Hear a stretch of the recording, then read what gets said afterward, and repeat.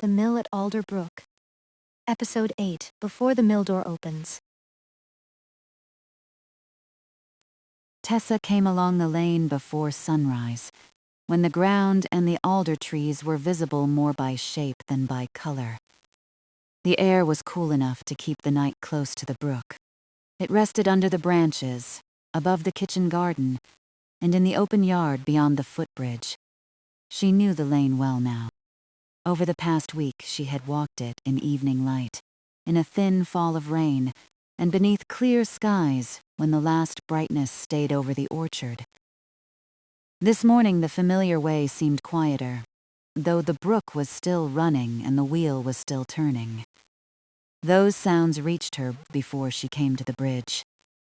Alder Brook passed beneath the boards in a low, continuous rush. Farther along, water entered the mill race and traveled toward the wheel. The deeper wooden rhythm came after it, water gathering, the wheel accepting its weight, then the measured release as each part of the turning structure rose clear again. Tessa stopped at the near end of the footbridge and listened through several turns. The rhythm did not change.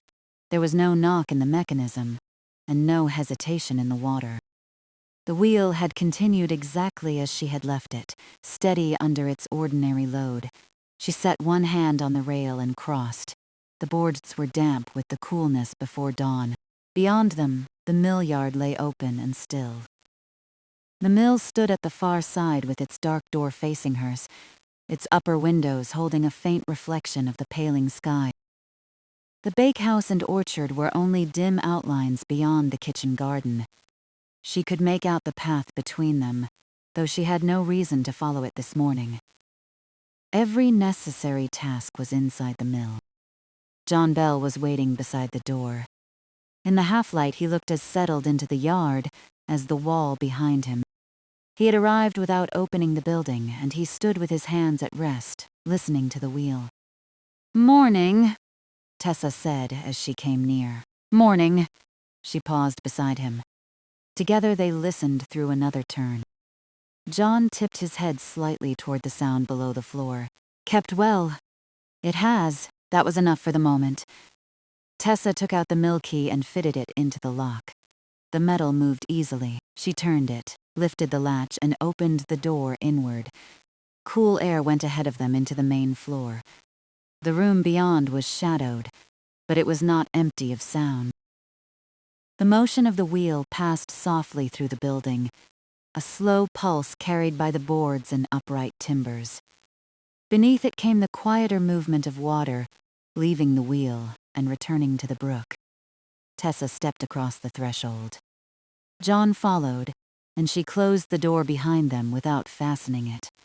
The latch settled into place with a plain click. They waited while their eyes adjusted. The main floor held the familiar sense of the week. Old wood, clean canvas, grain, and the faint dry trace of flour. Nothing had shifted overnight. The sacks remained in their places. The open floor around them was clear, and the way toward the steps could be seen even in the low light. Tessa went to the kitchen and set down the small things she had carried with her. The kitchen window was still gray. Beyond it, the garden beds were quiet, their edges softened by the last darkness. The orchard stood farther back, and behind its branches the sky was beginning to lighten. She did not sit yet. There would be a long, unhurried time for that, after the work was finished and John had gone. When she returned to the main floor, he was standing near the center of the room, not inspecting anything closely, simply taking in the mill as a whole. "It feels ready," he said, "nearly." Tessa knew what remained because each task had a clear end. The week's ledger needed its last entries. The sack markers needed to be checked and placed where they could be read without handling the sack. The route for the visitors needed to be laid out through the safe, open parts of the mill. Then she and John would make one final circuit, room by room. No one would arrive during that work. The public opening belonged to later, beyond the quiet span of this morning. For now, the mill remained theirs to finish and leave at rest. Tessa crossed to the lamp and lit it. Warm light gathered over a small part of the room before reaching outward along the boards. It brought the nearest sacks into view first, then the steps and the lower beams. The flour dust left from the week showed only as a pale softness in the grain of the floor. The room was clean without looking scrubbed of its age. John looked toward the lamp, then toward the upper level. "Loft first," he asked. "Just a look."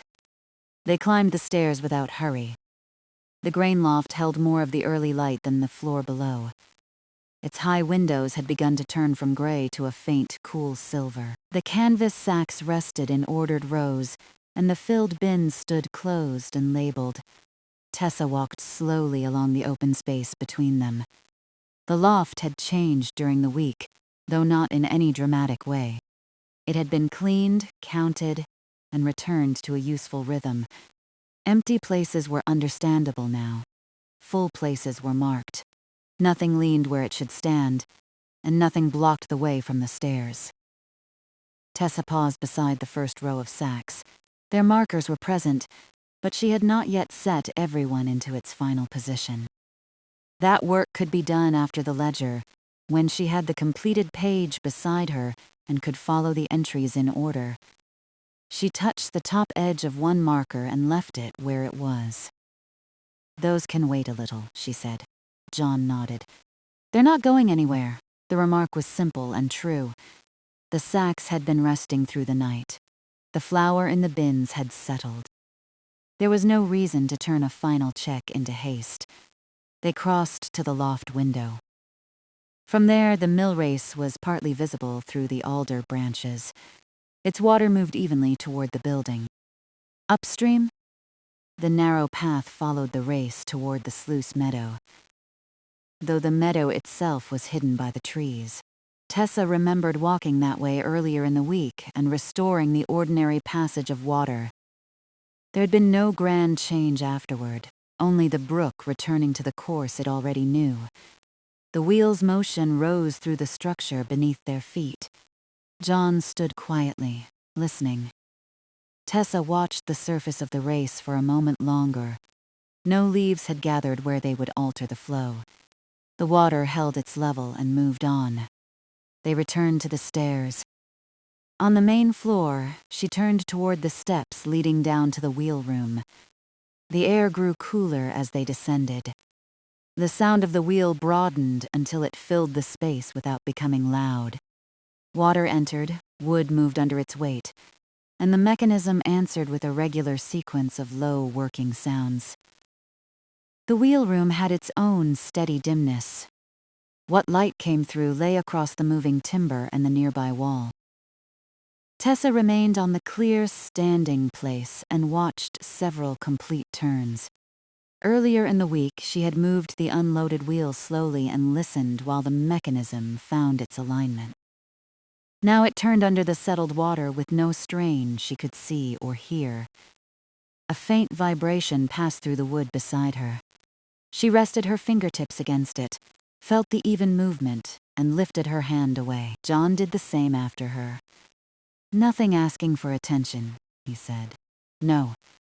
They stayed through 3 more turns, not because another check was needed, but because the repetition made the answer plain. Each turn followed the last. Each release of water was followed by the next measured filling. The mechanism did not hurry, and it did not drag. When they climbed back to the main floor, the lamp seemed warmer than before. Tessa opened the mill door for a moment. Fresh air entered from the yard, carrying the damp scent of the brook and the alder trees. The sky above the footbridge had lightened enough to show the rail and every board. The lane beyond remained empty. She looked out, not expecting anyone. The quiet yard was simply part of the mill's readiness. Later, feet would cross the bridge and follow the route she laid out. Later, the door would stand open for the community milling day. But the later part did not need to be imagined in detail. It had its own time. This hour was for placing things where they belonged. She closed the door again. John had moved to the table where the ledger rested. He did not open it. That was Tessa's work, and he left the book as she had placed it. She came to stand beside him. The ledger had grown gradually through the week. Its pages held the plain account of the mill's return to use. What had been checked, what had been cleaned, what had been moved, and what had been milled. The writing did not make the work more important. It made the work easy to understand and easy to continue. Tessa set the lamp nearer. Before opening the cover, she looked once around the room. The sacks rested against the warm wood of the mill. The way to the loft was clear. The steps to the wheel room were unobstructed. Through the kitchen doorway, she could see the pale square of the window, and, beyond it, the first distinct branches of the orchard. The bakehouse waited beyond the garden, cleaned and left in order after Mina's visit. Nothing there required another task. Every part of the week had found a practical resting place. John drew out a chair but remained standing beside it. "Want me here while you finish the page?" "For the first part." He sat. Tessa took the other chair and opened the ledger. The pages made a soft sound beneath her hand. She turned to the week's entries and began at the top, reading them without speaking. Her finger followed the dates, the quantities, and the short notes in the margin. Nothing had been left uncertain. Where work had been completed, the entry said so. Where an object had been stored, its place was named. She reached the final page. Several lines remained open there, waiting for this morning. They were not questions. They were spaces for facts she already had. The flour resting in its labeled bins, the wheel maintaining its settled rhythm, the remaining sacks counted, and the mill held ready for the day ahead. Tessa took up the pencil. For a moment she listened to the sounds around the table. The wheel turned below. Water passed from the race and onward to the brook. John breathed quietly beside her. A little daylight reached across the main floor and met the edge of the lamplight. She placed the pencil point on the first open line. The arrival was complete. The mill had been opened for its final quiet morning. The rooms had given the same calm account from loft to wheel room, and nothing had called them away from the work prepared on the page. Tessa began the first entry in a clear, even hand. The pencil moved with a faint, dry sound over the paper. Tessa wrote the first line slowly enough to keep each word clear. The flour from the first full sack was resting in the labeled bins in the grain loft. She gave the quantity already recorded on the previous page and added only what had changed since then. The bins had remained closed through the night. Their labels were secure, and the flour had settled as expected. She stopped at the end of the line and read it once. John sat beside her without leaning over the page. He knew the work the entry described. There was no need for him to watch each word arrive. Below them, the wheel completed another turn. The sound passed through the floor, broad and low, and then eased as the water moved onward. Tessa waited through the quiet part of the rhythm before beginning the next entry. She recorded the state of the water path. Earlier in the week, she had followed the narrow path beside the mill race to the sluice meadow.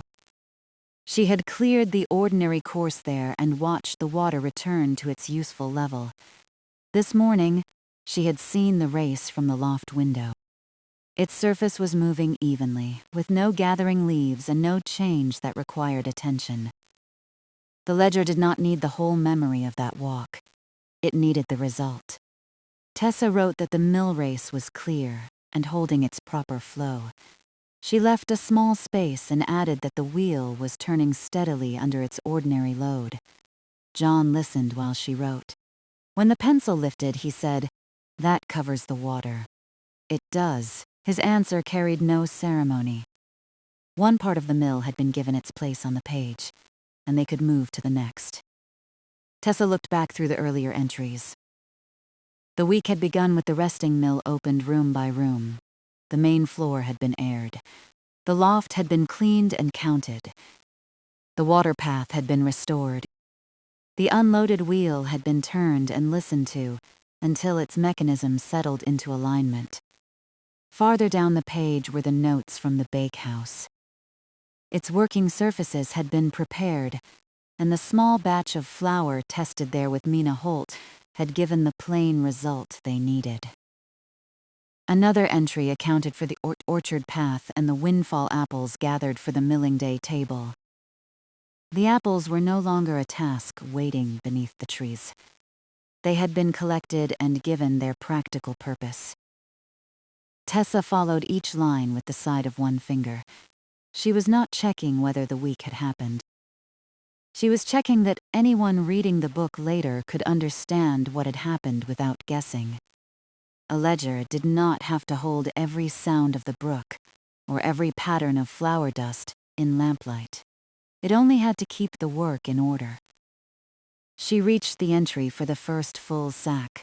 The grain quantity had already been written there, so had the time when milling began and the point when the filled bins were closed.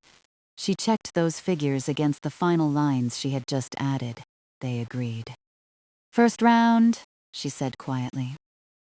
John turned his attention from the wheel's sound to the open book. "From the top! From the top!" Tessa returned to the first entry of the week. She read the date, then the short account beside it. The mill had been opened after its rest. The rooms had been walked and found sound. The floorways had been cleared, the windows checked, and the ordinary working places made ready. She did not read the words aloud. John could follow at his own pace when she moved her hand down the page. Now and then, he gave a small nod. Most of the time, he simply sat with his hands resting loosely before him. The lamp made a warm circle over the ledger. Beyond it, the main floor remained in the softer light of morning. The distinction between the two kinds of light had begun to fade. What came through the windows was no longer gray. It had a mild color now, enough to show the brown grain of the boards and the pale weave of the nearest canvas sack. Tessa moved to the second day's entry. The mill race had been followed upstream. Its edges, level, and ordinary flow had been checked. What had interrupted the water's easy passage had been moved aside, and the sluice meadow had been left without disturbance. The result matched what she had seen from the loft that morning. She placed a small mark beside the entry. It was not a correction. It was the first mark in her final round through the book, showing that the earlier note and the present condition agreed. The next page held the loft inventory. Tessa read each line with particular care. Empty storage places had been separated from full ones. Canvas sacks had been counted. The bins had been cleaned before receiving flour. The open way between the stairs and the stored grain had been kept clear. She glanced toward the ceiling, as though the ordered loft might be visible through the boards above. "The remaining sack count is the one we saw upstairs," she said. John considered it for only a moment. "Yes." Tessa wrote the count again on the final page, where the closing condition of the mill could be seen without searching through the whole week. She did not change the earlier inventory. The repeated number served a different purpose. One showed what had been present when the loft was put in order. The other showed what remained on the morning before the door opened. She set another small mark beside the loft entry. The pencil had begun to warm between her fingers. She loosened her hold on it and rested her hand beside the ledger. There was no pressure to finish the page in one continuous effort. The lines would wait, the sacks would wait. Even the growing daylight entered the room gradually, asking nothing of her. John looked toward the nearest window. "Clear morning?" he said. Tessa followed his glance. "It is." The sky had lightened above the yard, though the sun itself had not reached the mill. The alders held the early brightness along the outer edges of their leaves and branches. Beneath them, the brook continued in cool shadow.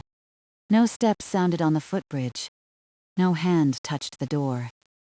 The quiet before the community milling day remained complete. Tessa returned to the ledger. The entry for the wheel was brief. It described the slow unloaded turns, the listening pauses, and the settled alignment that followed. She compared it with the line she had just written about the wheel underwater. Together, the two entries made a simple sequence. The mechanism had been settled without a load, then allowed to receive its ordinary work, and now it continued evenly. John placed one finger near the older entry, careful not to cover the writing. "You could put no knock on the last line," he said. Tessa listened. Water gathered. The wheel accepted its weight. Wood moved through its measured arc. Water fell away. There was no hard sound in the sequence, no uneven meeting of one part with another. She added the words to the final entry. "No knock or hesitation heard during the morning circuit." Then she read the sentence back. "That says it," John said. Tessa marked the earlier wheel entry as checked. The bakehouse came next. She read the account of the small flour test with Mina. The batch had given an understandable result, and the bakehouse had been cleaned afterward. Nothing used there had been left as part of this morning's work. The bakehouse stood beyond the kitchen garden, out of sight from the table, but present in the order of the place. Tessa could picture its quiet interior without needing to go there immediately. The work finished, the room resting, the week's question answered. She made the same small mark beside its entry. For the orchard, the ledger gave the path condition and the windfall count. The gathered apples had been set aside for the milling day table. No fruit remained on the path where it would make the way uncertain underfoot. Tessa checked the line and marked it. The last older entry returned her to the flour. She read the figures once more, then turned back to the final page. The new lines now accounted for the bins, the water, the wheel, and the remaining sacks. The week's earlier entries accounted for the bakehouse, orchard path, and the preparation of the building itself. Only the morning arrangements remained outside the book. The sack markers had not yet been placed in their final reading positions. The visitor route had not yet been laid out through the safe, open parts of the mill. Those were not omissions in the week's record. They were the next clear pieces of work. Tessa drew a short line beneath the entries she had completed. She did not close the ledger. Instead, she turned back through the pages one more time, more quickly now. Each mark appeared where it should. No quantity differed from the final account. No stored object had two resting places named for it. No completed task was described as though it still waited to be done. At the first page, she paused. The opening entry had been written when the mill was quiet and newly entered after its rest. Even then, the work had been plain. One room, then another. One useful check followed by the next. Now the same order had brought them to the final morning. Tessa returned to the last page and placed the pencil beside the open book. "The first round agrees," she said. John looked over the page. "No corrections, none to the earlier entries. And the new ones? Complete as far as this morning has gone." He nodded. That distinction mattered. Tessa would not record the markers as placed before she had placed them.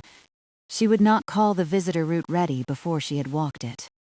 The ledger could remain open until the work itself reached its end. She rose from the chair and stretched her fingers once.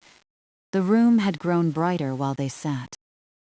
The lamp still gave warmth to the table, but it no longer held back the surrounding dimness.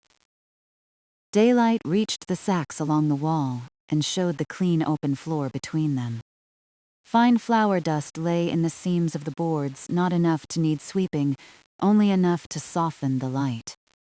John stood as well and pushed his chair back into place. Tessa looked at the ledger from where she stood. The pencil rested across the lower part of the page, below the completed lines. There was room left for the morning's final facts. She moved the lamp a little farther from the book. Its flame remained steady. "Mockers next," she said. John glanced toward the stairs to the grain loft. "Start with the first row?" "In ledger order."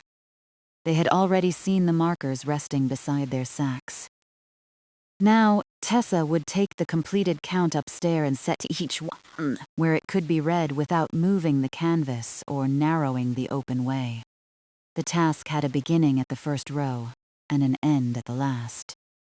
Before leaving the table, she turned the ledger slightly, so the final page faced the chair where she would return. Nothing covered it. Nothing could disturb the pencil. The book could wait open. Tessa listened once more to the wheel beneath the floor. Its settled rhythm continued, carrying the same answer through the mill that she had written on the page. Water entered, timber moved, and the brook received the water again. She and John crossed the main floor toward the loft stairs. Behind them, the week's account rested in the lamplight, checked from its first entry to its newest line. Ahead, the sack markers waited in their known places for the next quiet round. Tessa placed one hand on the loft rail and climbed, with John following a few steps behind. The grain loft had grown brighter since their first look. Early light now entered through the high windows and lay in long, pale shapes across the boards. It reached the first row of canvas sacks, touched the closed flour bins, and made the open way between them easy to see. The wheel continued beneath the floor. Its rhythm was quieter here than in the main room, softened by the height of the building and the grain stored around them. Even so, each turn could be followed.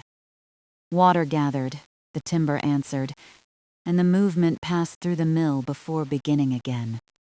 Tessa stopped at the top of the stairs. She had the order of the ledger in mind.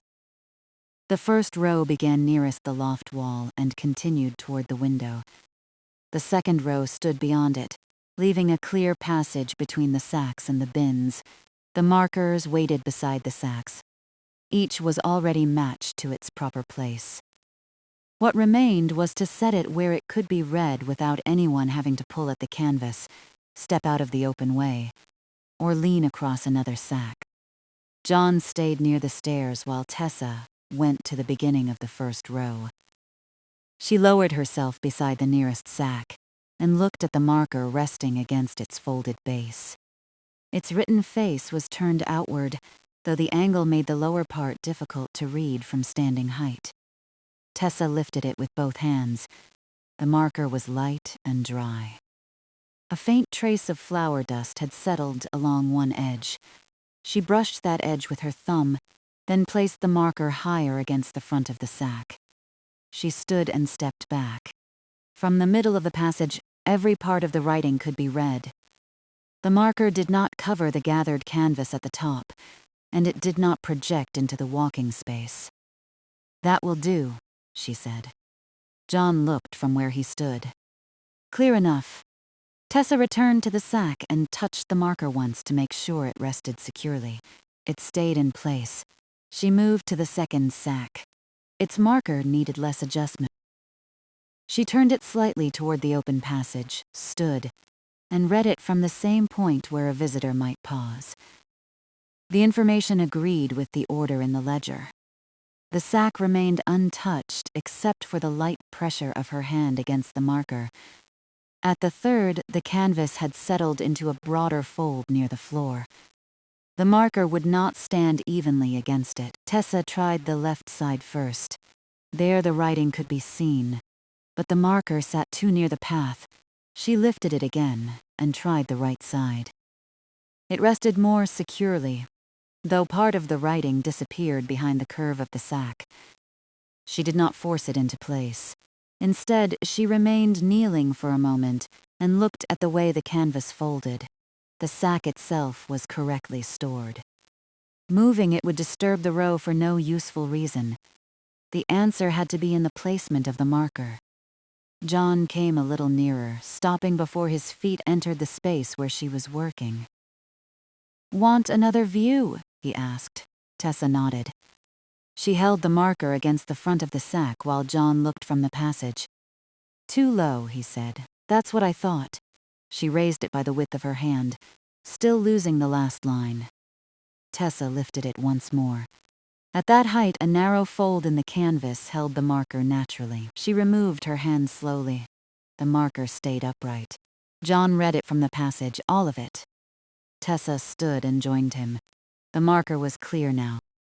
It sat no farther into the open way than the first two, and no part of the sack had been moved. She gave a small nod and continued. They worked along the first row in the same quiet manner. Tessa placed each marker, then returned to the passage and read it at standing height. John checked from a little farther back. If the writing was plain and the walking space remained open, they left the marker where it was. Most needed only a slight turn. One had to be raised above a deep fold. Another sat better when moved from the center of its sack to the outer side, where the canvas offered a flatter resting place. None required the sacks to be shifted. When the first row was complete, Tessa walked back to its beginning. The markers made the order visible without making the loft look crowded. Each belonged clearly to one sack. Their written faces followed one another along the row, and the passage beside them remained broad and uncluttered. Tessa read them in ledger order. The Count agreed. She did not need to return downstairs to confirm it. She had checked those same figures at the table only a short while before, and the sequence was still clear in her mind. John followed the row with his eyes. First one through the last, he said. Yes. They turned to the second row. The light from the window reached this part of the loft more directly. It showed the weave of the canvas and the soft flour dust in the seams between the boards. The closed bins beyond the row held their labels at an even height. Tessa began again with the first marker. She lifted it, checked its written face, and set it against the sack. When she took her hand away, it tipped forward and came gently to rest against her fingers. She caught it without a sound. The canvas beneath it was firm enough. The difficulty came from the marker itself. Tessa turned it sideways and examined its lower edge. Nothing was broken. One corner carried a little more wear than the other, as though it had rested on that side many times. She reversed the marker and tried again. This time it stood evenly. John watched from the passage. There it is. Tessa looked at the marker, then at the next one waiting beside its sack. She lifted the next marker and turned it over before placing it. On the back, close to the worn lower edge, was a small penciled number. The mark was faint, but the morning light made it clear. It matched the number written more fully on the front. Tessa ran her thumb near it without rubbing across the pencil. She checked the back of the marker she had just placed. It carried the same kind of small number, set low and near the corner that rested most securely against the floor or canvas. John bent slightly to see. "I'd forgotten those," he said. Tessa looked along the row of waiting markers. They show which way they were set. They do. There was nothing hidden or puzzling in the marks. They were simply an earlier practical habit, small enough to be missed when the markers were lying face upward. Someone had put a number on the back where it could be checked while placing the marker, and had chosen the lower corner so the marker would naturally rest on its steadier edge. Tessa turned the next marker over. Its penciled number matched the sack. The worn corner showed her how to place it. When she set it down, it stood without tipping and faced squarely into the passage. She stepped back and read the front. Every line was clear. The discovery changed very little, which was why it pleased her. It did not add another task or alter the order they had already established. It only made the remaining placements simpler and explained the uneven wear she had noticed. She checked the backs of the markers, still waiting in the second row. Each carried its own faint number. Each number agreed with the written face and with the sack beside it. The penciled marks were not needed to settle any uncertainty. They confirmed what the ledger and the front labels already said.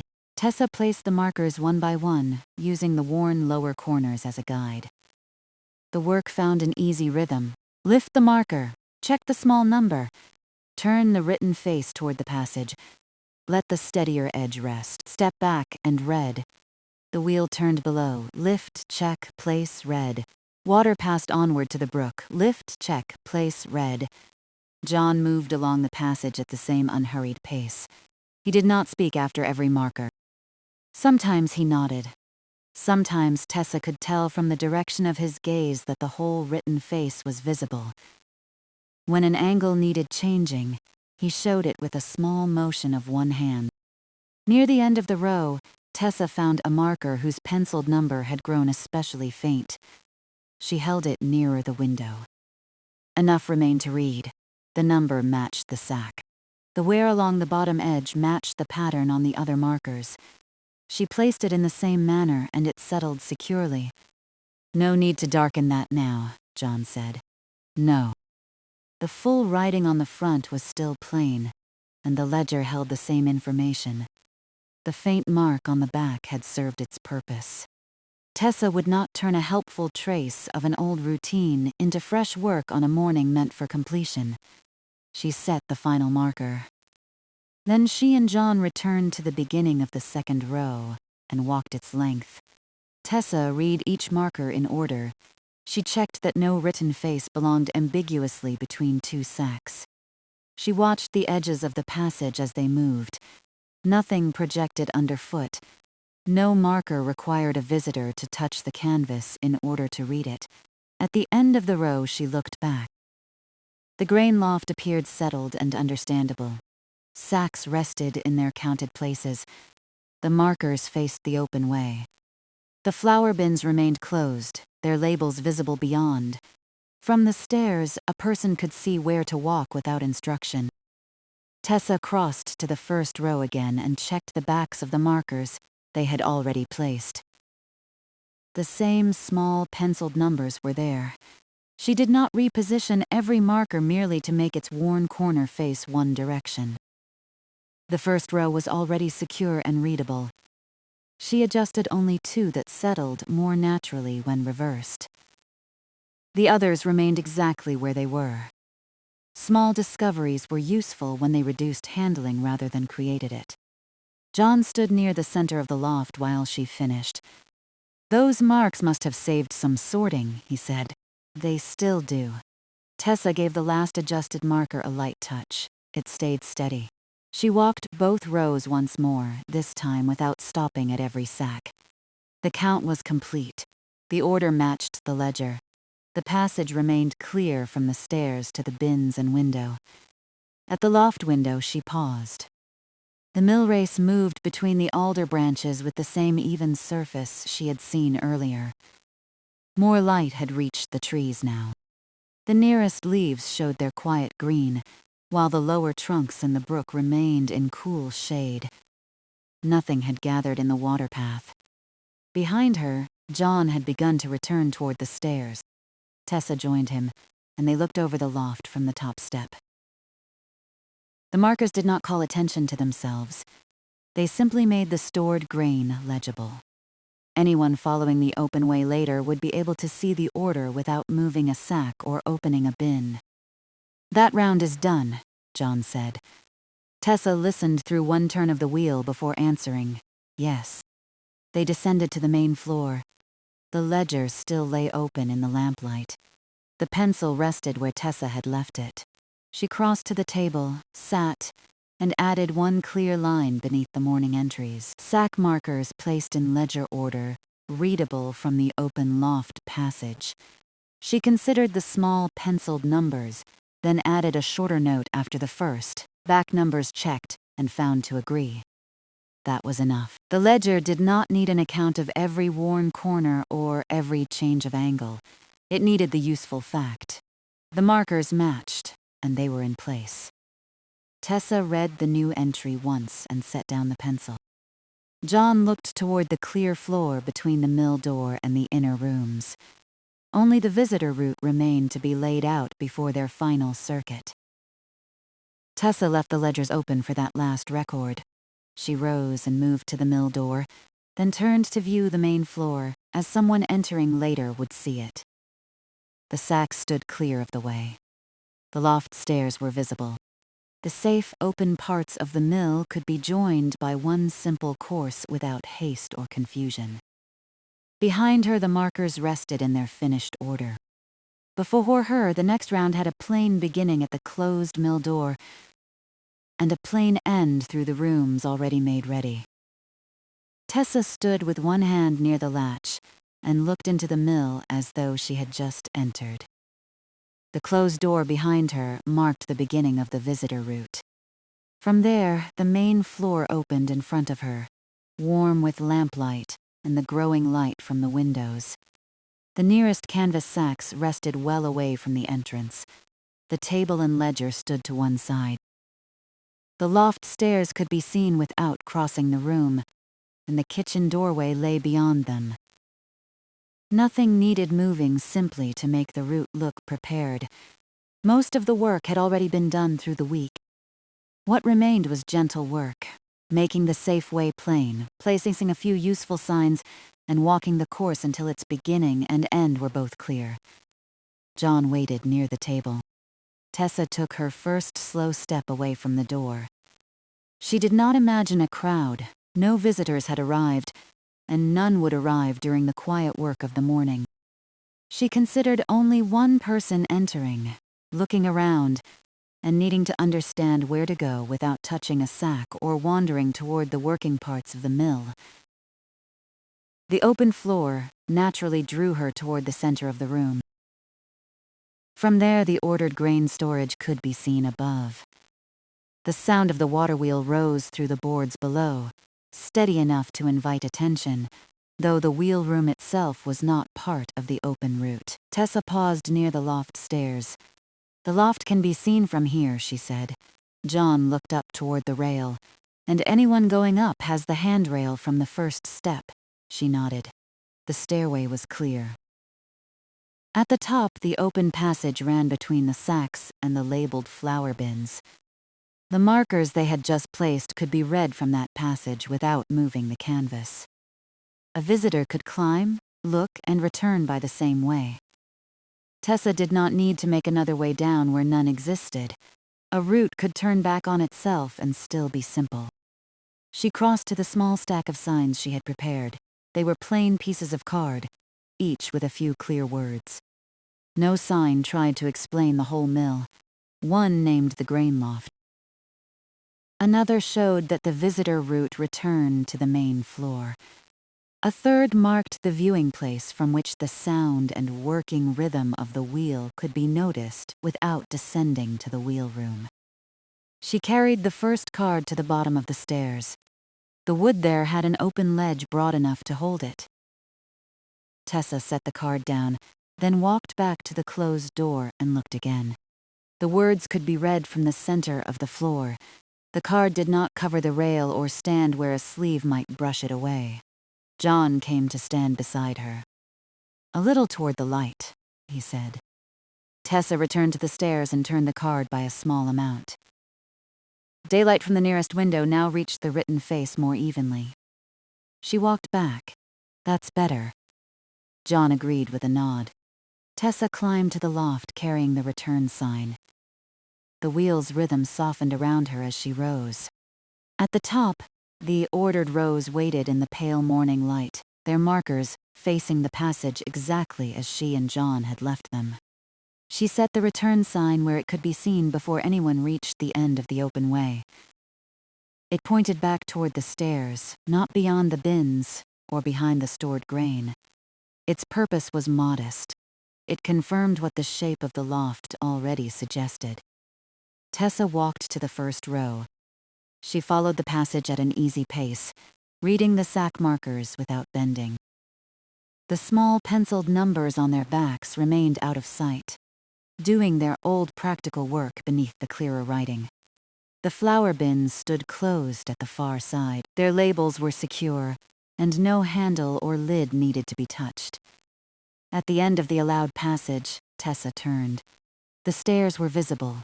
The return sign rested in the light. There was no uncertainty about the way back.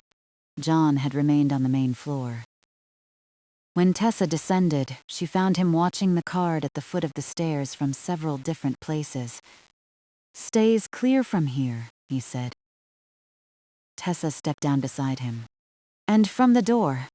the next part already defined by the open boards. From the stairs, a visitor could move past the sacks toward the place where the motion of the wheel could be heard and felt through the building. The steps to the wheel room stood nearby, but that lower room was a working space, suited to Tessa and John's final circuit rather than to the visitor route. She placed the third sign before those steps. The written face directed visitors to remain on the main floor. Beside it, she marked the standing place where the wheel's rhythm could be noticed safely through the timber. Tessa set the card down and took 2 steps away. It was readable, but the edge of it rested on a seam between the boards and tilted slightly whenever the wheel's vibration passed through the floor. She lifted it and tried the other side of the standing place. There it rested level, though it seemed too near the root. John watched without offering an answer too soon. Tessa looked at the wall beside the steps. A narrow wooden shelf projected from it at a comfortable height. Nothing was stored there. The sign fit without covering any working fixture or narrowing the way. She placed it on the shelf. The card remained still through 1 full turn of the wheel. "That's its place," John said. Tessa read it from the approach, then from the marked standing place. The words were plain in both directions. Anyone following the route would know where to pause and where not to go. She stood there herself and listened.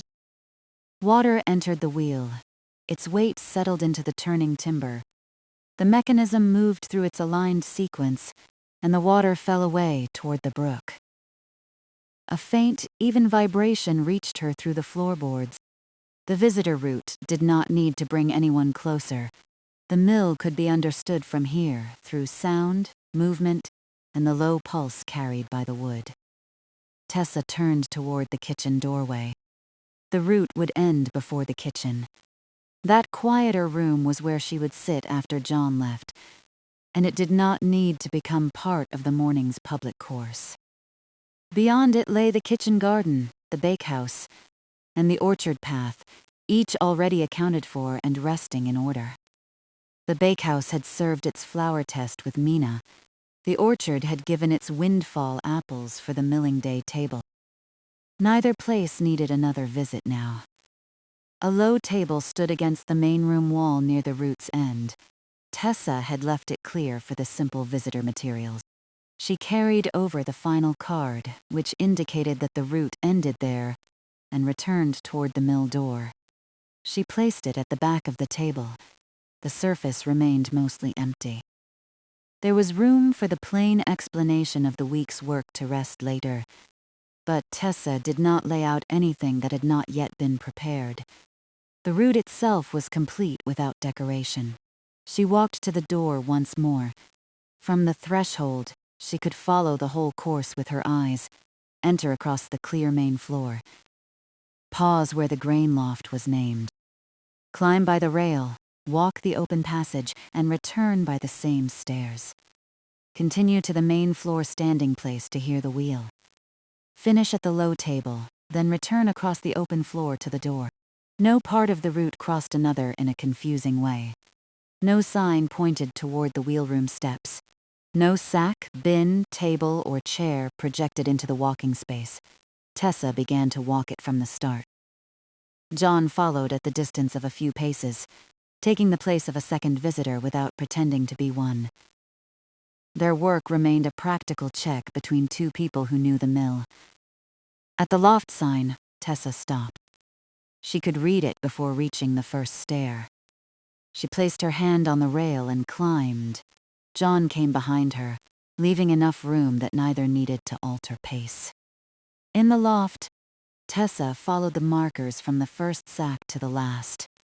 She looked at the closed bins and turned at the return sign. John waited until she had reached the stairs before coming back along the passage. They descended without meeting or crowding one another. On the main floor, they continued toward the wheel's standing place. The sign remained steady on its shelf. Tessa stopped within the marked space. John stood beside her, and there was still room to pass behind them without going near the steps. They listened through 2 turns. "No knock," John said quietly. No hesitation. The wheel gave the same answer it had given in the ledger. They continued to the low table.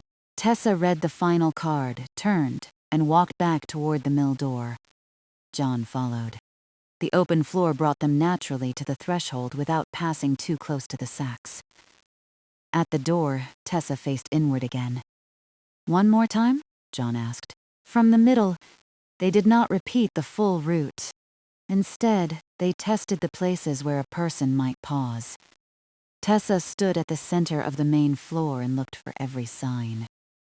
John went to the bottom of the loft stairs and checked that the way behind him remained open. They changed places. Then they stood near the end table and looked back toward the entrance. The mill's arrangement stayed understandable from each position. Tessa shifted the card on the low table, no more than the width of 2 fingers, so its return direction could be seen from the approach. That was the only change. They walked the clear floor side by side. This time, Tessa noticed smaller things. The way daylight fell along the stair rail, the space between the nearest sack and the root, the soft trace of flour dust in the board seams, and the warm edge the lamp gave to the signs. None of those things asked for correction. The root had not imposed a new shape on the mill. It simply followed the safe, open shape already there. Tessa went to the ledger and sat. She took up the pencil and added the next morning entry beneath the note about the sack markers.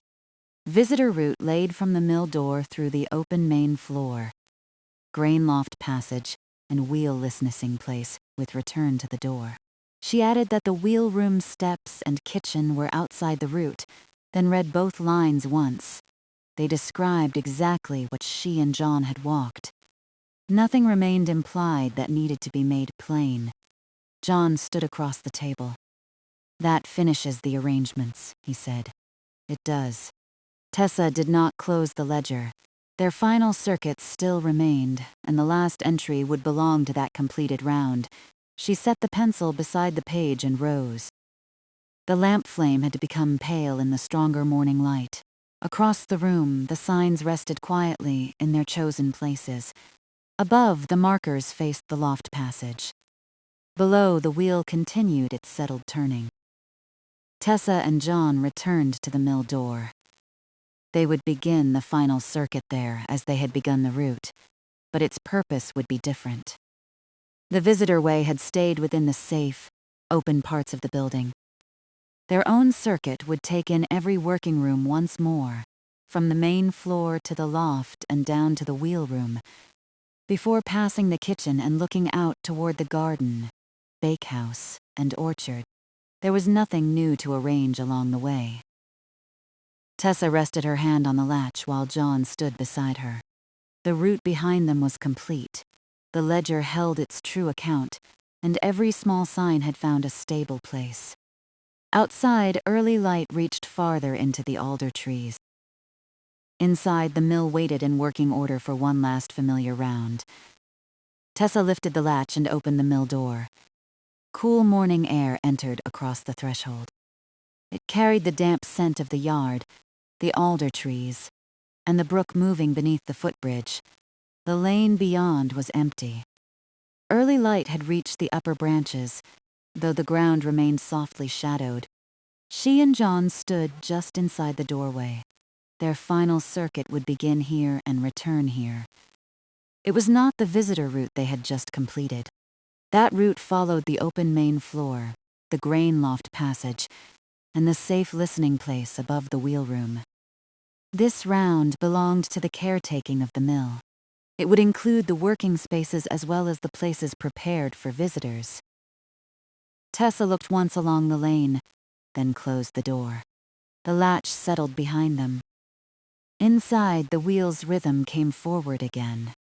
Water gathering, timber turning, and water passing on to the brook. They began with the main floor.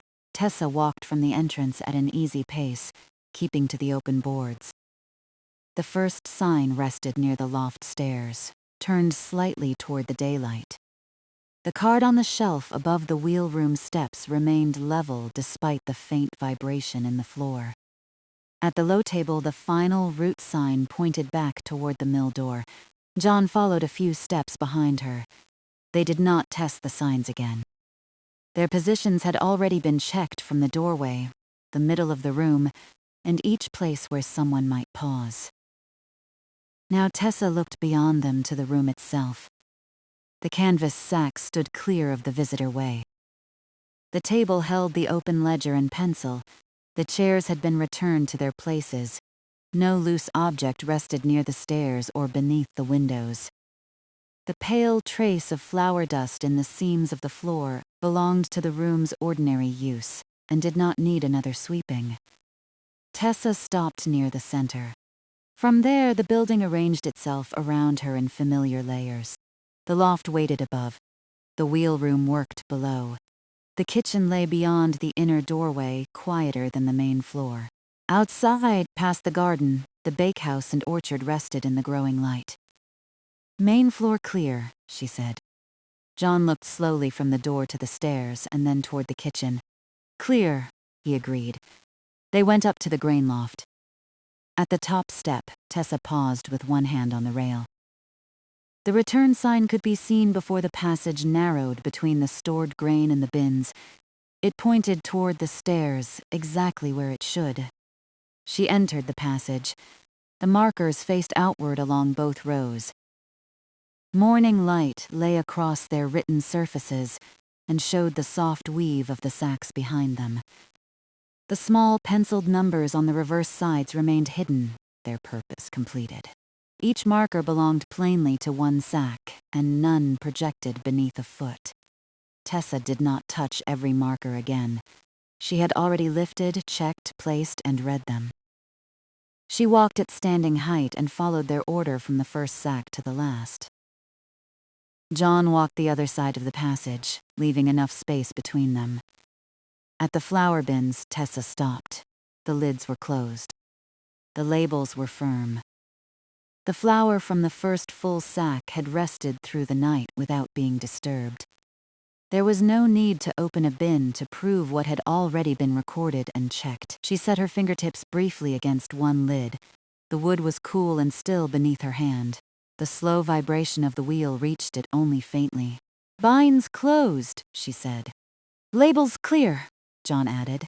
Tessa lifted her hand. They turned at the end of the passage. On the return, she looked toward the loft window. The mill race moved between the alder trees at its proper level.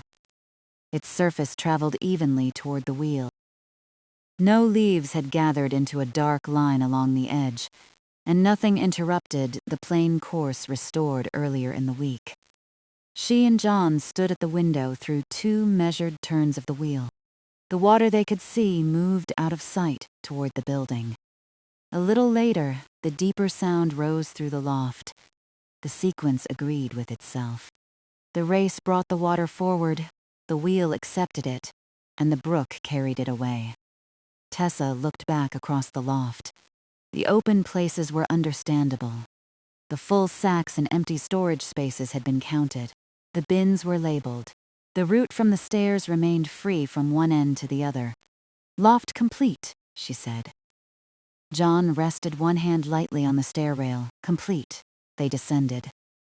On the main floor, Tessa passed the visitor listening place and went to the steps beyond the sign. She did not move the card. It marked the boundary for later. She and John stepped around it carefully and began the descent into the wheelroom. The air cooled with each step. The sound widened around them until the wheel's motion could no longer be mistaken for vibration alone. Water met the timber in a steady weight. The mechanism moved, released, and received the next measure. Tessa reached the clear standing place and stopped. The wheelroom was dimmer than the floors above. A narrow share of morning light entered across the wall and touched the damp surfaces near the moving timber. Everything else held the muted colors of working wood, water, and stone. They watched one turn without speaking, then another. Tessa listened for the things she had named in the ledger. There was no knock. No part hesitated before following the one ahead of it. The wheel did not gain speed or lose it. The alignment found during the unloaded turns earlier in the week held under the ordinary passage of water. She placed her hand against the familiar timber beside her. The movement came through as a low, even pulse. It did not jar her palm. It rose, eased, and returned with the next turn. John rested his fingers against the wood after her. They stood that way for a little while, each feeling the same repeated answer. At last, John removed his hand. "Nothing asking to be changed," he said, "nothing." Tessa looked along the safe working space. No tool had been left near the mechanism. The floor where they stood was clear. The steps behind them led directly back to the main room. The wheel needed no final gesture from her. It had already settled into its work. "Wheel room complete," she said. John nodded. "Complete." They climbed again. At the top, Tessa returned the visitor boundary to its proper meaning simply by stepping beyond it. The sign had not moved. Anyone following the public route later would remain on the main floor and listen from the place prepared there. She and John crossed toward the kitchen. The room received them with a different quiet. The wheel could still be heard, but the walls softened it. The kitchen window had brightened. Beyond the glass, the edges of the garden beds were distinct, and the path between them could be followed toward the bakehouse and orchard. Tessa looked at the table beside the window. The chair there was ready for her. She would return to it after John left, when the ledger had been closed and the final work of the morning required nothing more from her. For now, she continued the circuit. They went to the outer kitchen door and looked across the garden without opening it. There was no need to carry the morning's cool air through the room when everything beyond could be plainly seen. The bakehouse stood past the beds in settled order. Its door was closed. The flour test made there with Mina had been completed, and the working surfaces had been cleaned afterward. No bubble, cloth, or measure waited to be returned from the mill. The room held no unfinished part of the week. Farther along, the orchard path curved beneath the trees. It was clear underfoot. The windfall apples gathered earlier had already been set aside for the milling day table. Nothing remained scattered on the path, and no further collecting belonged to this morning. Tessa followed the visible path with her eyes until it passed behind the nearest branches. "Bakehouse finished," John said, "and the orchard path." They remained at the window for another moment. Light gathered gradually over the garden. It did not arrive all at once. First it touched the upper side of a bed, then a short length of path, then the wall of the bakehouse. The orchard still held patches of the night's cool shade beneath its branches. No figure moved there. No one came through the yard. Tessa turned back into the kitchen. The practical things of the room were resting where they belonged. The window was secure. The way to the main floor was open. Her chair waited close enough to the glass for her to see the alder trees when she sat down later. "Kitchen complete," she said. John gave the room one last unhurried look. Complete, they returned to the main floor. The circuit had taken them through every working part of the building and had brought them back to the table. The ledger remained open in the widening daylight. Its lamp was still lit, though the flame now seemed small and pale. Tessa sat and drew the book toward her. John took the chair beside her. She read the final morning entries in order. The flour resting in the closed labeled bins, the mill race clear and holding its proper flow, the wheel turning under its ordinary load without knock or hesitation, and the remaining sacks accounted for. Beneath those lines were the notes about the markers and the visitor route. There was one open space left. Tessa took up the pencil and wrote the last entry. She recorded that the final circuit had begun and ended at the mill door. She named the main floor, grain loft, wheel room, and kitchen. She added that the bakehouse, garden, orchard path, mill race, sacks, bins, markers, signs, and working mechanism had all been found in their prepared condition. She did not add anything about what might happen after the door opened. The ledger described the mill as it was now. At the end of the entry, she wrote that no further preparation remained. The pencil stopped. Tessa read the sentence once, then passed the book slightly toward John. He followed the final lines with his eyes. He did not take up the pencil or suggest another word. "That's the week," he said. Tessa looked back through the completed page. "That's the week." She drew a short closing line beneath the entry. Then she set the pencil in its usual place along the inner edge of the table and closed the ledger. The cover came down with a soft, firm sound. Nothing was caught between the pages. No loose note projected from the side. The week's account rested inside in the same order as the work itself. Tessa placed the ledger squarely on the table. John rose. She stood with him.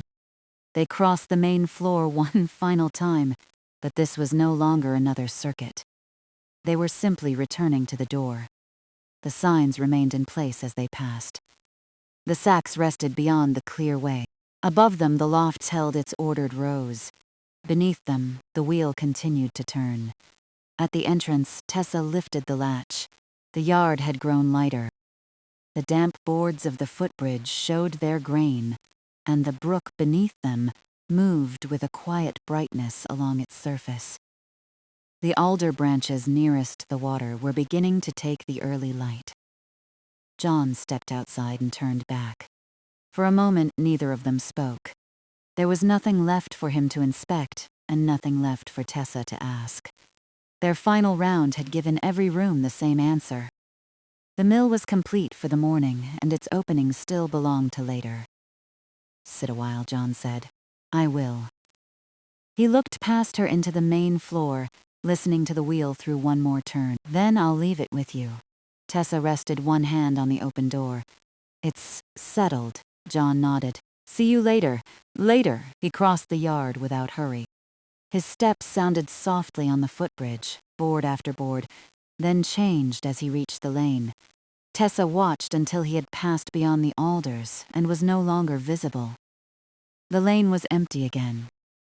She stayed at the threshold long enough to hear the brook beneath the bridge and the wheel behind her join into one continuous rhythm. Nothing in that rhythm marked John's leaving as a change in the mill. Water continued forward. Timber turned. The brook received the water and carried it on. Tessa closed the door. The latch settled into place. She turned down the lamp and waited until the small flame was gone. Daylight was sufficient now. It reached the visitor signs, the clear boards, and the closed ledger on the table. The main floor no longer needed lamplight to show its order. Tessa looked once toward the loft stairs and once toward the wheelroom boundary. Everything remained where they had left it. She walked into the kitchen. The sound of the wheel softened as she passed through the doorway, becoming the low wooden rhythm she had heard there before. Her chair waited beside the window. Beyond the glass, early light continued its gradual movement through the garden and toward the alder trees. Tessa drew the chair back only far enough to sit comfortably. Then she settled beside the window, placed her hands at rest, and looked out. The ledger was closed. The markers were placed. The visitor route was clear.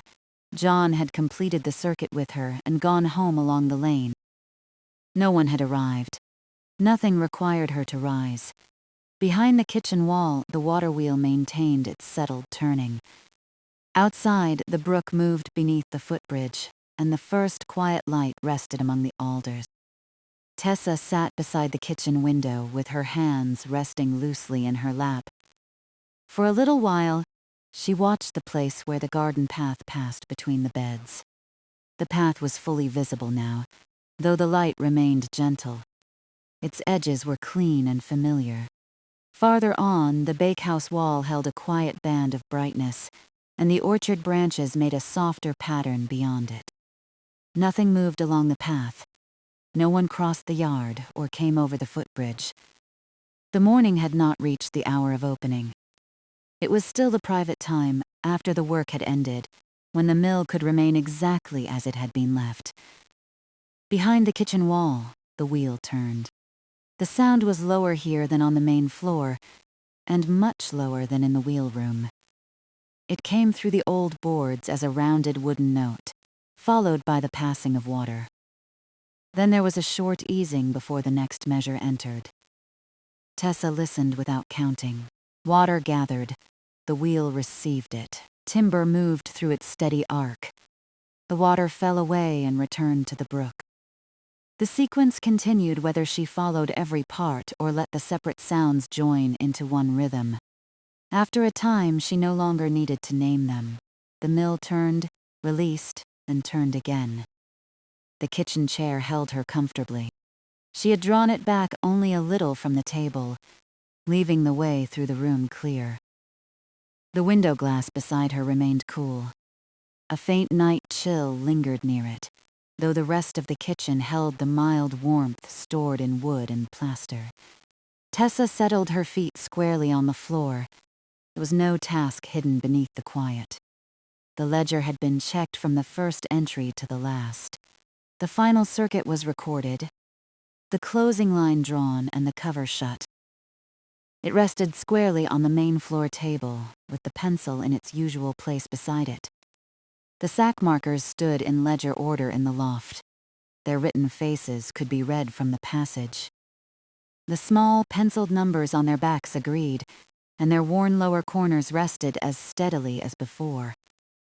The visitor route began at the mill door and returned there. Its signs were plain and secure. The wheelroom steps remained outside that route, and so did the kitchen. Anyone entering later would have a clear course through the open parts of the building. Those arrangements no longer required Tessa's attention. She could remember them without mentally walking back to test them again. She let her gaze move from the garden path to the nearest window frame. The frame had been worn smooth in places by years of hands and cloths. Morning light showed the grain of the wood without making it bright. At one corner, the shadow remained deeper. Along the lower edge, the glass held a thin reflection of the kitchen behind her. She could see only quiet shapes in it. The table, the far wall, and a little of her own shoulder. Nothing passed through the doorway to the main floor. John had gone home along the lane. His part in the circuit was complete.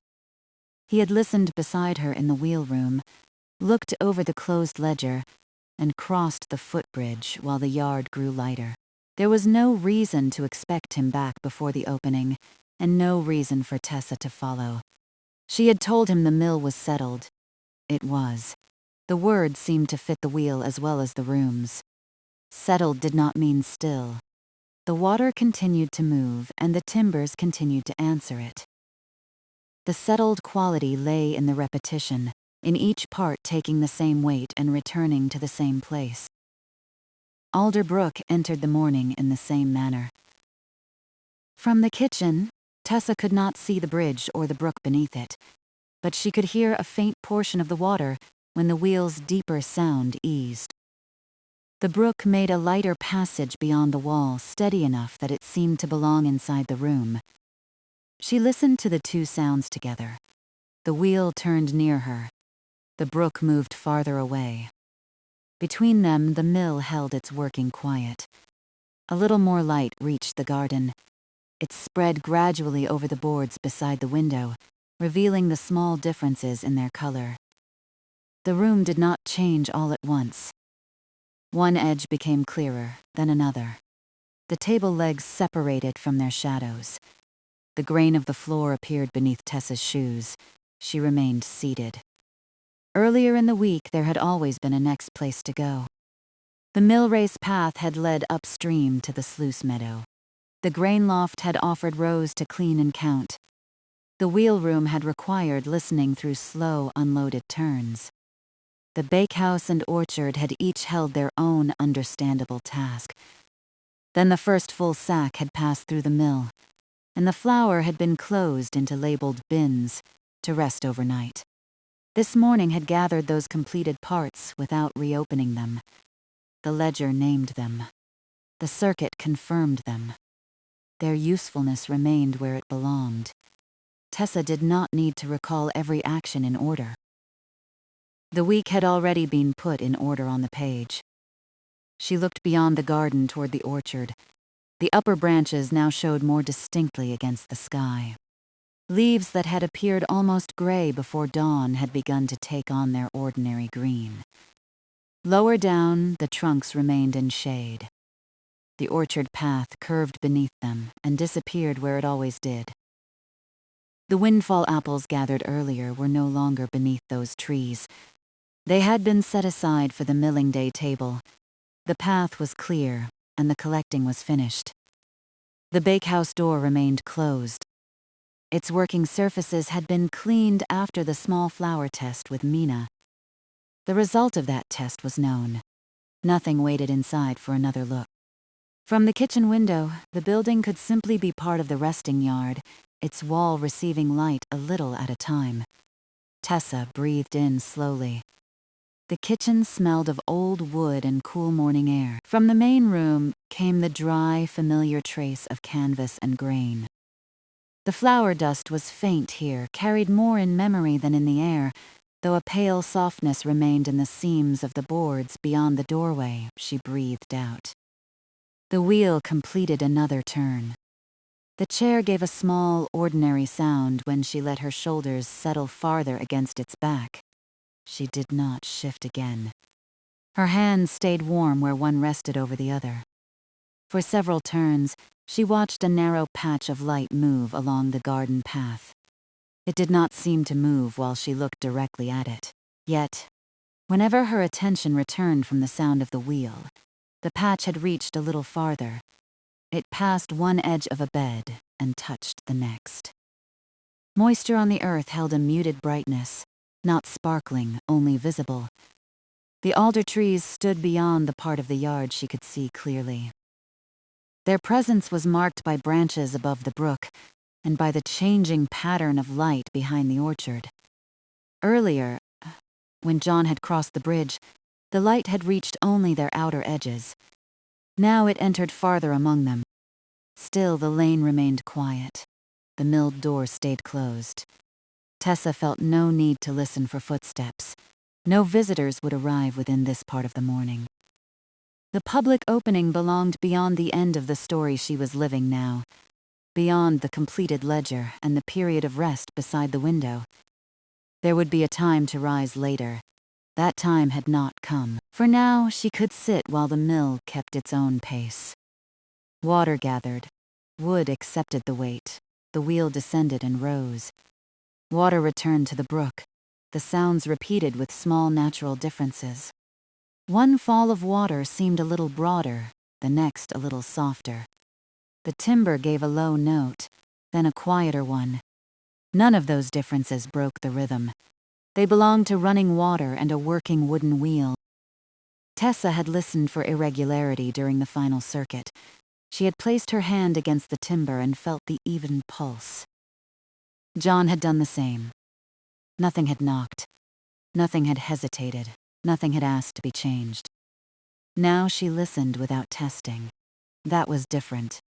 A test held attention at the edge of each sound, ready to compare it with the last. Rest allowed the sounds to pass without being held. The wheel could turn once, then again, and each turn could be complete in itself. Tessa let it do so. The kitchen window brightened enough to reflect less of the room. The garden beyond became clearer, while her own faint outline faded from the glass. She noticed the top of the footpath near the bakehouse and the low shadows cast by the garden beds. She could distinguish the nearer orchard branches from those behind them. Each detail arrived without requiring her to lean closer. The mill was entering daylight. It did not need a lamp now. Tessa had turned the flame down and watched it go out before coming to the kitchen. On the main floor, daylight reached the visitor signs and the closed ledger. In the loft, it lay across the sack markers and the labels on the flour bins. In the wheel room, a narrow share touched the damp wall and moving timber. Each room held the amount of light given to it. The loft would remain the brightest, The main floor would keep its warm, even shade beneath the beams. The wheel room would stay cool and dim around the moving water. The kitchen would receive the garden through its window. These differences belonged to the mill's shape. Tessa had moved through them often enough that she could feel the building around her without leaving the chair. Above and behind her, the grain loft rested with its ordered rows. Beyond the doorway, the main floor stayed clear from the entrance to the root signs. Below, the wheel room held the mechanism in its settled alignment. Around them all, Alder Brook supplied the movement that joined one level to the next. Tessa's eyes rested on the nearest alder branches she could see. Early light touched their upper leaves. Some leaves turned pale where their surfaces faced the sky. Others stayed dark beneath them. A light movement passed through one outer cluster and stopped. The rest of the branches remained still. There was no change in the waterwheel's pace. The room had grown warm enough that the remaining coolness near the glass felt pleasant rather than sharp. Tessa kept her place beside it. She could feel the slight difference in temperature along one side of her face and hand. She listened to the brook. She listened to the wheel. Then she let both sounds become the background of the quiet. Time passed without needing to be measured. The opening would happen later, but nothing about it had to be prepared in thought. The root was already laid. The markers were already readable. The flower was already resting. The bins were closed, the sacks counted, and the ledger complete. Even the places outside had received their final look. The mill race held its proper flow. The garden path was visible. The bakehouse was finished. The orchard path was clear. The footbridge and lane had carried John away, then returned to stillness. Every way through the property led to a place that had been settled. Tessa allowed her eyelids to lower for one turn of the wheel. The sound became fuller without the garden before her. Water and wood seemed to occupy more of the room. She heard the beginning of the turn, the broad middle, and the soft release. When she opened her eyes, the view was unchanged except for the gradual light. She closed them again for the next turn. The wheel moved steadily. She opened them. The alders held more mourning along their leaves. There was no need to continue the pattern, yet it came naturally for a while. Eyes resting, wheel turning, eyes open, light gathering. Each part returned without surprise. Her breathing found its own quiet repetition beneath the sound. In. The wheel received the water. Out. The brook carried it onward. She did not hold the rhythm tightly. Sometimes a breath ended before a turn. Sometimes the water passed before she breathed out. The two patterns remained close without needing to match. The kitchen table stood unused beside her. Nothing had been left upon it that required sorting. The chair legs rested firmly on the boards. The window latch was secure. The doorway to the main floor remained open. All the practical facts were simple. Tessa was seated. The mill was ready. The morning was early. No one had arrived. The wheel continued. She looked once toward the doorway. From where she sat, she could see a small section of the main floor and the edge of daylight lying across it. The view did not include the ledger table, but she knew the closed book was there. She did not need to see it again to trust the last line. No further preparation remained. She had written those words only after the circuit was complete. John had read them. The cover had closed over them. They would remain true while she sat. Tessa returned her attention to the window. The alder trees were no longer shapes held in the last of night.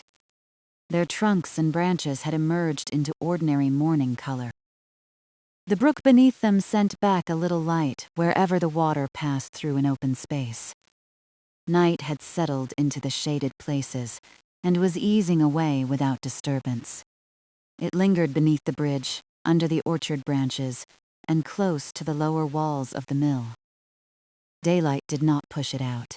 It simply reached farther, leaving fewer places in shadow. The movement was so gradual that Tessa could rest inside it. She had no need to mark the moment when night became morning. There was no single moment to mark. One belonged within the other for a while. Cool shade beneath brightening leaves, a pale sky above dark water, the warm mill interior beside the clear window. The wheel had turned through both. It had kept the same measured work before dawn and after the lamp went out. Its rhythm made no announcement of the change. Water entered as it had in darkness. Timber moved as it did now. The brook received each release and carried it beneath the growing light. Tessa listened through several more turns. Her hands remained still. Her feet remained comfortably placed. The chair remained beside the window. Nothing asked her to move. A small brightness reached the farther edge of the kitchen floor. It rested there, soft and narrow. Dust did not rise through it. No door opened to stir the air. The mill held its enclosed warmth, its canvas and grain, its old wood and faint flower scent. Outside, the garden waited in order. Beyond it, the bakehouse waited. The orchard waited beneath its branches. The lane waited beyond the footbridge. Waiting did not make any of them unfinished. They were ready places in an early hour. Tessa let that understanding remain as simply as the objects themselves. The ledger on the table, the pencil beside it, the signs along the route, the markers in the loft, the flour in the bins, the wheel in motion, the apples set aside, the paths clear. Each had a place. Each place had been checked. Nothing had been carried into the kitchen except Tessa's own quiet. More light entered among the alder trees. It touched the upper branches first, then reached down in broken shapes toward the brook. The leaves held green now, and the water showed silver in brief sections between them. The mill yard beyond the kitchen remained empty and calm. Tessa watched without waiting for anything to appear. The next part of the day could come in its own time. When it did, it would find the door ready, the route understandable, and the mill already working at its settled pace. But that part had not begun. Here, beside the kitchen window, the week had come to rest. Tessa leaned back against the chair and let her gaze soften over the alders. The separate leaves became a quiet pattern of green and early light. The garden path, bakehouse wall, and orchard branches stayed within the same broad view. Behind her, the waterwheel turned. Water gathered and settled its weight. The timber moved, the water passed on. Another turn followed. Then another. The closed mill door held the morning outside until its proper hour. The closed ledger held the finished account. The labeled bins held the flour at rest. Tessa remained by the window.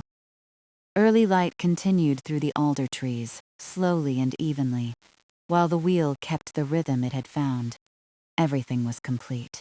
Nothing needed to begin yet.